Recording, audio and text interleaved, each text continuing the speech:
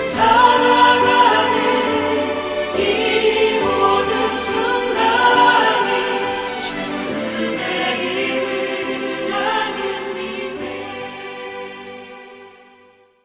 성경의 수업을 걷다 오늘은 욥기 마지막 장인 42장입니다. 욥기를 읽은 성도들은 마지막 장에서 지금까지 제기되었던 모든 문제가 해결될 것이라는 기대를 가질 수 있는데요. 하지만 아쉽게도 표면적으로 욥이 제기한 문제가 완전히 해소되지 않은 채 끝을 맺습니다. 이것은 하나님의 답변을 들은 욥이 자신이 제기했던 문제에 대해 어느 정도 이해가 되었던 것이고요. 그 하나님의 답변을 듣고 오히려 위로가 되었기 때문일 것입니다. 그래서 욥과 하나님과의 관계는 다시 회복되었고 더 단단한 결속력을 가지게 되었던 것입니다. 하나님의 두 번째 말씀이 끝나자 욥이 답변을 하는데요. 하나님의 답변을 하시지 않음에도 욥이 자발적으로 답변을 하고 있는 것은 하나님의 말씀을 듣고 새로운 깨달음에 도달했기 때문일 것입니다.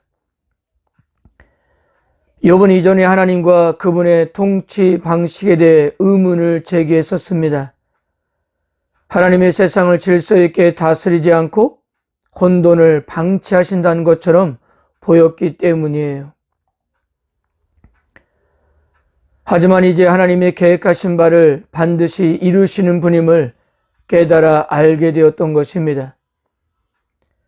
하나님은 정의와 공의를 사랑하시며 베목과 리얼아단을 대표하는 혼돈과 악의 세력을 제압하시고 질서를 세우시는 분이셨습니다. 그래서 욥은 자신의 무지와 능력의 한계를 인해 제대로 알지도 못하면서 말을 많이 했음을 인정했습니다. 욥은 하나님과의 만남과 대화를 통해 세상과 하나님과 인간에 대한 새로운 지식을 얻게 되었는데요. 이전에 가졌던 지식은 욥이 들음을 통해 간접적으로 축적한 지식이라면 이제 얻은 지식은 하나님을 직접 만나서 얻게 된 지식이었던 거예요. 5절과 6절입니다. 내가 주께 대하여 귀로만 듣기만 하였사오나 이제는 눈으로 주를 배옵나이다. 그러므로 내가 스스로 거둬들이고 티끌과 재 가운데서 회개하나이다. 욥은 이제 과거의 욥이 아니었습니다. 재와 티끌 가운데서 새롭게 태어난 존재가 되었던 거예요. 그렇게 욥은 자신이 제기했던 문제들에 대해 더 이상 고민하지 않고 하나님 말씀을 통해 자신의 생각이 바뀌게 되었고 위로를 받았던 것입니다. 그는 하나님을 직접 뵙고 인격적인 만남을 통해 새로운 존재로 태어났던 거예요. 이로써 욥과 하나님과의 관계는 다시 회복되었던 것입니다.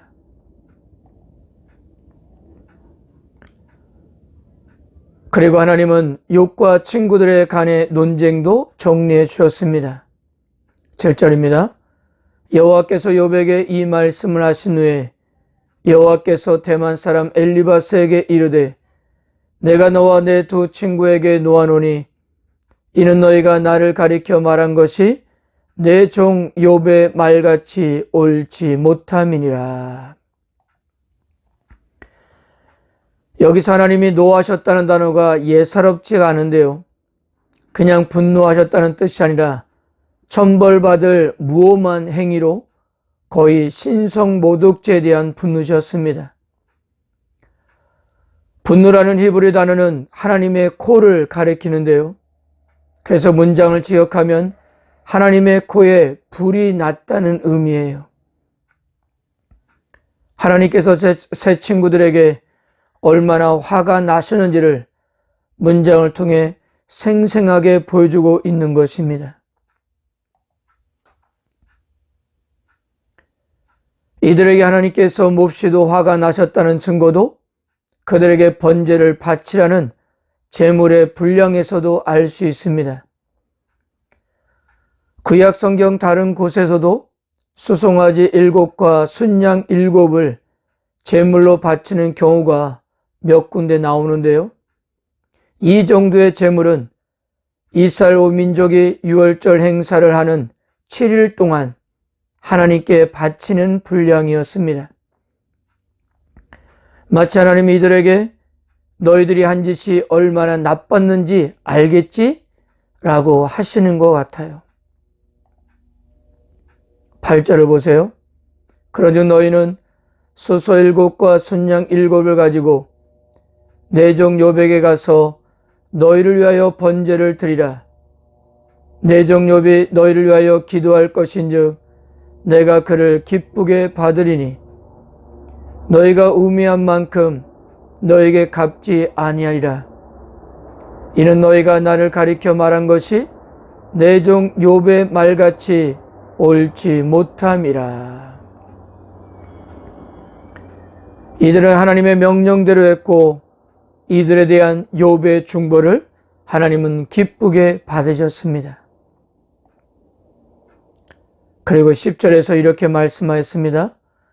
욥이 그의 친구들을 위하여 기도할 때 여호와께서 욥의 공경을 돌이키시고 여호와께서 욥에게 이전 모든 소유보다 갑절이나 주신지라. 욥의 결론은 해피엔딩의 전형적인 결말이라 할 수 있는데요. 고통의 순간이 끝나고 이전보다 복을 2배로 받아 행복한 결말을 내리고 있기 때문입니다. 그러나 욥의 회복과 결말에는 단순한 해피엔딩 이상의 분명한 메시지를 담고 있다는 거예요. 무엇보다도 마지막 장에서 보여주고 있는 중보자로서의 욥의 모습에서 그 의미를 찾아볼 수 있는데요. 이것은 욥기 1장에서 욥의 모습과 비교해보면 분명히 드러납니다. 서막에서 욥은 혹시 자녀들이 모르고 지었을 죄에 대한 용서를 위해 번제를 드렸습니다. 마치 언제 일어날지 모르는 사고를 대비해 보험을 드는 것과 같은 논리가 숨어 있었어요. 그러니까 욥은 그토록 철저하게 자신과 가족의 안전과 번영을 위해 살았던 자기 중심적인 삶에서 타인을 위한 삶으로 바뀐 것입니다. 욥이 중보 기도를 드렸다는 것은 자신만을 위한 기도를 포기하고 남을 위한 기도를 시작하였다는 것인데요. 욥의 중보 기도는 이러한 삶의 태도 변화를 말해주고 있다고 볼 수 있는 거예요. 그리고 더 넓은 의미로 본다면 이들과의 관계 회복에 있다고 볼 수 있는데요. 욥기 결말에서 재미있는 점은 욥이 옳고 세 친구들은 틀렸다로 끝나는 것이 아니라 욥의 옳음이 세 친구들을 부둥켜 안는 대로 간다는 거예요. 최고의 의, 하나님의 의는 옳고 그름의 구별이 아니라 관계 회복에 있기 때문입니다. 그래서 욥기의 결말은 친구들뿐만 아니라 형제 자매들과 친척들, 이웃들과의 관계도 회복되었으며 잃었던 재산도 회복되었다고 끝을 맺고 있는 것입니다.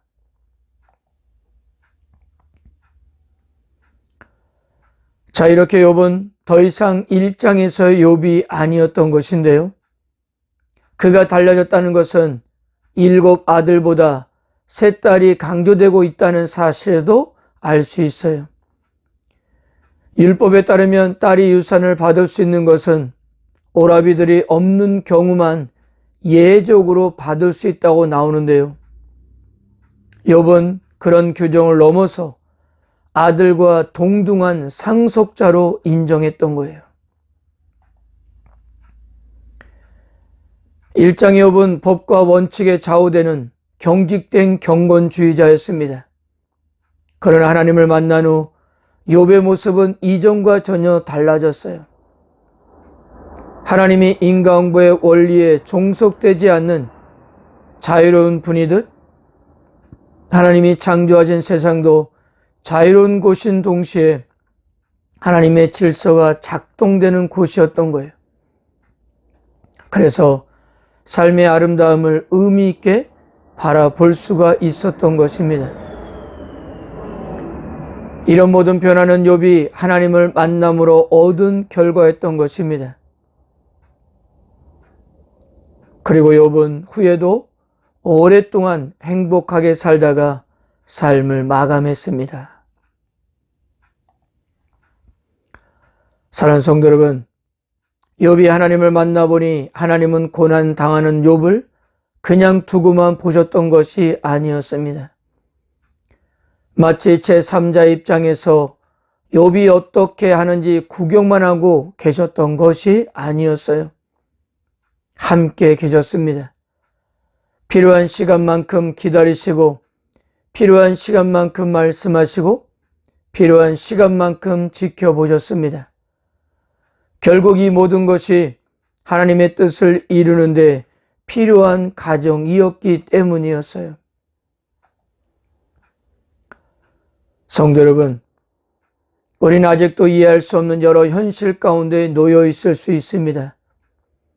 그 현실 때문에 우리는 아파하고 어려움을 당하고 있지만요, 분명한 것은 하나님은 우리들과 함께 계신다는 사실이고요, 우리 개인의 생각과 경험으로는 증명할 수 없는 크고 높으신 하나님의 뜻이 있다는 사실입니다. 여전히 세상에는 고난과 아픔이 남아있지만 어떤 상황에서도 이 모든 것이 하나님의 손에 달려있다는 사실을 믿으시고 하나님의 위로하심을 구하시기를 축복합니다.